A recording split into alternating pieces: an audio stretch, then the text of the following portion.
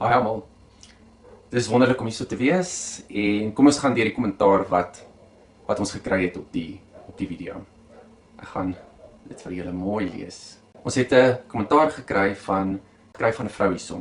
Maar ek moes maar mooi lees om te verstaan wat sy probeer sê, want die spelling en die kommas en punte en hoofletters is nou nie heeltemal daar nie. So ja, ek wil nie veel daaroor sê nie. So kom ons julle kan self. Daar staan: "Sjoe, ek het gekyk en gesien waar jy staan. Dit is 'n verdraaiing van die woord. Van die allerhoogste aan die einde sal daar juis dit gebeur." Maar die snaakste deel van dit alles is, ons kan sien wie het die video's klaar gekyk en wie nie. En sy het nie die video klaar gekyk nie.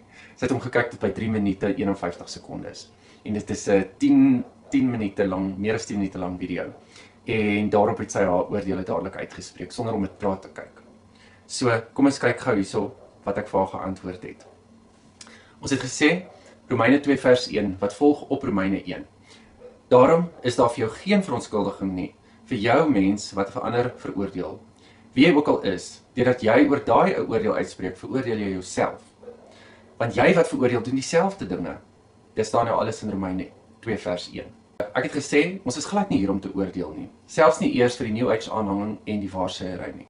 Want as jy op haar bladsy gaan kyk, dan is New Age idees en tarot card readings van mense wat sy opsit en al sulke goeders. Maar dis op nie ons plek om te oordeel nie. Wie kan oordeel? God kan oordeel. Dis al. Want as ek haar oordeel, dan doen ek presies dieselfde dinge, soos wat Romeine 2 vers 1 vir ons nou hierso sê. So kom ons gaan aan. Romeine 2 vers 1, wat deel was van Romeine 1, dit was een brief, voordat die Bybel opgedeel was, vir leesdoeleindes in hoofstukke. Daar staan niemand kan oordeel nie, want dan maak hulle self skuldig aan al hierdie dinge. So selfs al veroordeel jy die mense wat aan hulle eie begeertes oorgegee is en losbandig opgetree het, dan doen jy presies hierdie selfde dinge. Dan gee jy jouself ook oor aan daai begeertes en slaap ook saam met vroue as deel van die op. Okay, so kom ons gaan aan. Dan sê sy verder: Vader, verlos my van die vyand asseblief in die naam van u geliefde seun Jesus Christus, die verlosser van die wêreld. En ons by dieselfde, dat die Here ons van die vyand sal verlos. Nie sy wat die vyand is nie, maar die vyand in algemeen in die naam van Jesus Christus. So daarso is ons met eens, behalwe dat sy ons as die vyand sien. So, daar het ek nou vir haar gesê, ek verduidelik vir jou hoe Bybelinterpretasie werk. Daar is 'n verskil tussen 'n fundamentalistiese uitkyk, alles letterlik, ongeag die konteks, en 'n beginselgebaseerde uitkyk. Dieper kyk na die bedoeling, na die konteks en die toepassing daarvan. So, laat ek dit netjies saamvat, het ek hier geskryf, sodat dit makliker verstaanbaar is. 'n Fundamentalistiese uitkyk is alles in die Bybel moet letterlik toegepas word, presies soos wat dit daar staan. Soos ek het net klein voorbeelde uitgehaal daarso, soos in Exodus 21, jy moet slawe besit. 1 Korintiërs 14, wat sê, vroue mag nie in die kerk praat nie. 1 Korintiërs 11, vroue moet hoede dra. Levitikus 15, vrouens moet duiwe offer na hulle maandstonde. Levitikus 11, ons mag geen skilpvis of varkvleis eet nie. Deuteronomium 21, ongehoorsame kinders en egbreekers moet doodgemaak word. Die aarde is plat volgens Jesaja 11 vers 12 en 1 Samuel 2 vers 8. So as jy letterlik opvat, dan is die aarde plat.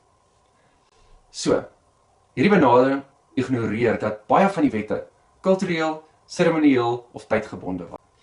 'n Beginsel gebaseerde uitkyk werk so. Wanneer jy die Bybel lees, dan vra jy, vir wie het God dit geskryf? Wat het hy gesê? In watter konteks is dit gesê? Wat is die boodskap daaruit? Betekenis, wat het dit toe beteken en wat beteken dit nou?